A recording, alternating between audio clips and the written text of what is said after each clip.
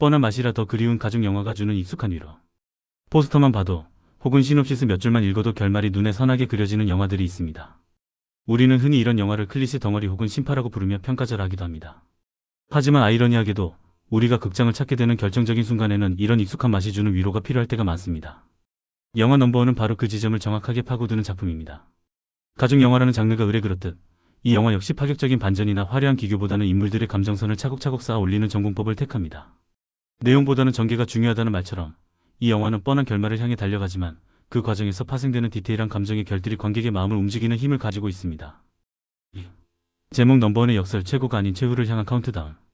영화의 제목인 넘버원은 얼핏 보면 최고 혹은 1인자를 뜻하는 긍정적인 단어처럼 느껴집니다. 하지만 영화의 뚜껑을 열어보면 이 숫자가 의미하는 바는 지독히도 슬프고 잔인한 역설임을 알게 됩니다. 여기서 말하는 숫자는 바로 엄마가 차려준 밥을 먹을 수 있는 횟수를 의미하기 때문입니다. 주인공 정하민 최후 10분에게 어느 날 갑자기 사람들의 머리 위로 숫자가 보이는 기이한 현상이 나타납니다. 그리고 그 숫자는 엄마가 정성스레 차려준 밥상을 받을 때마다 하나씩 줄어듭니다. 숫자가 0이 되는 순간 엄마와의 이별이 닥쳐온다는 설정은 가장 일상적이고 따뜻해야 할 식사 시간을 생명을 담보로 한시한폭탄 같은 긴장의 시간으로 뒤바꿔 놓습니다. 3. 비극으로 점철된 가족사, 남겨진 자들의 슬픈 연대.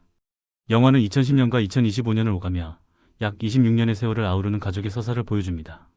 하민의 가족사는 불행은 한꺼번에 몰려온다는 속담을 증명이라도 하듯 비극적입니다. 하민이 태어난 지 얼마 되지 않아 아버지는 암으로 세상을 떠났고 집안의 기둥이 되어주길 바랐던 형마저 수능 당일 교통사고로 사망합니다. 줄초상이나 다름없는 비극 속에서 남겨진 것은 엄마 이은 실장의 지분과 어린 하민뿐입니다. 세상에 단둘만 남겨진 모자관계는 일반적인 가정보다 훨씬 더 애틋하고 절박할 수밖에 없습니다.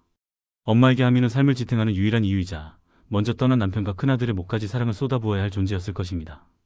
4. 사랑을 먹으면 수명이 줄어든다. 잔혹한 딜레마. 이런 상황에서 하민에게 닥친 저주는 가혹합니다. 엄마가 사랑을 담아 차려준 밥을 먹으면 먹을수록 엄마와 함께 할 수 있는 시간이 줄어든다는 설정은 밥이 곧 사랑이자 생명인 한국 정서에서 가장 큰 비극으로 다가옵니다. 장혜진 배우가 연기한 엄마 은실은 평생을 속으로 사귀며 오직 아들에게 따뜻한 밥 한 끼 먹이는 낙으로 살아온 인물입니다. 그런 엄마의 마음을 알기에 숫자의 비밀을 알아버린 하민의 선택은 처절할 수밖에 없습니다. 엄마를 살리기 위해 역설적으로 엄마의 가장 큰 기쁨인 밥 먹이는 일을 거부해야 하는 아들의 심정. 밥을 굶거나 외식을 하는 것이 불효가 아니라 효도가 되어버린 이 아이러니한 상황이 영화 초반부의 갈등을 이끌어갑니다.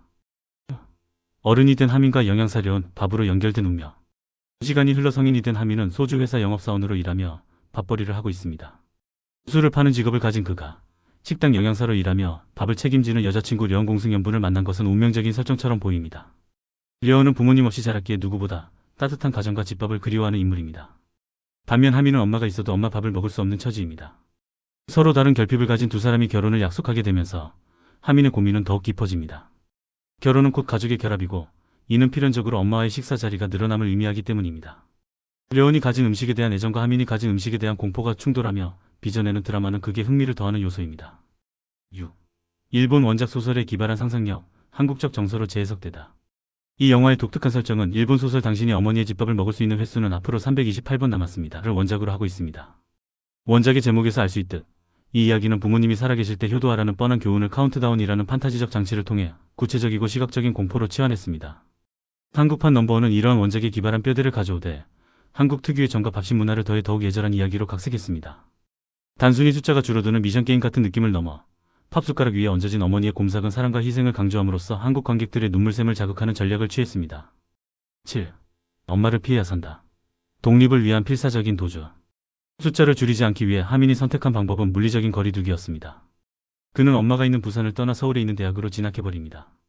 보통의 자녀들이 성장을 위해 혹은 자유를 찾아 독립을 꿈꾸는 것과는 달리 하민의 독립은 오로지 엄마의 수명을 연장시키기 위한 도피에 가깝습니다. 영화를 보는 내내 관객들은 나라면 저 상황에서 어떻게 했을까? 라는 질문을 던지게 됩니다. 결혼해서 분가하는 것이 그나마 자연스럽게 엄마 밥을 피하는 방법이겠지만 명절이나 생일 혹은 불쑥 찾아와 반찬을 안겨주는 엄마의 사랑까지 완벽하게 차단할 수 있을까요? 사랑하는 사람을 지키기 위해 그 사람을 밀어내야만 하는 하민의 고군분투는 슬프지만 현실적인 공감을 자아냅니다. 8. 반찬통에 담긴 사랑 피할 수 없는 모성애의 포위마. 독립을 했다고 해서 엄마의 밥상에서 완전히 자유로울 수는 없습니다. 택배로 보내오는 김치, 바리바리 싸들고 올라온 밑반찬들은 하민에게는 시한폭탄과도 같습니다. 하민은 엄마가 싸준 반찬을 먹지 않고 버리거나 남에게 주면서 죄책감을 느끼지만 그것이 엄마를 살리는 유일한 길이라 믿습니다. 이 과정에서 영화는 음식이라는 매개체를 통해 부모와 자식 간에 끊을 수 없는 끈끈한 유대감을 보여줍니다. 단순히 영양분을 섭취하는 행위를 넘어 자식의 입에 무언가 들어가는 것을 보는 것만으로도 배가 부르다는 부모의 본능. 영화는 그 본능적 사랑이 때로는 자식에게 얼마나 무거운 마음의 짐이 될 수 있는지를, 그러나 그 짐마저도 사랑임을 역설적으로 보여줍니다. 9. 예상치 못한 중후반의 반전, 엄마에서 아들로 옮겨가는 시선. 영화는 줄곧 엄마 은실의 수명과 숫자에 집중하며 전개되지만 중후반부에 이르러 예상치 못한 방향으로 흐름을 틉니다. 엄마를 지키기 위해 고군분투하던 하민 자신에게 갑작스러운 신변의 변화가 생기는 것입니다.